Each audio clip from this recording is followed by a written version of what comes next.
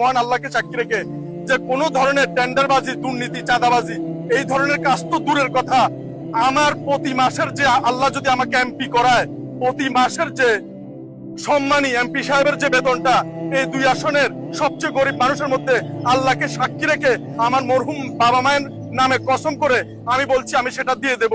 একটি মাসের এমপির বেতন কিংবা ভাতা আমি আমার বাসায় নেব না। মানবিক শওকত ভাই নোয়াখালী 5 আসন থেকে নির্বাচন করবে, সাধারণ একজন মানুষ স্বতন্ত্র থেকে দাঁড়াইছে, ওনাকে যদি নির্বাচিত করতে না পারেন তাহলে আপনারা ব্যর্থ।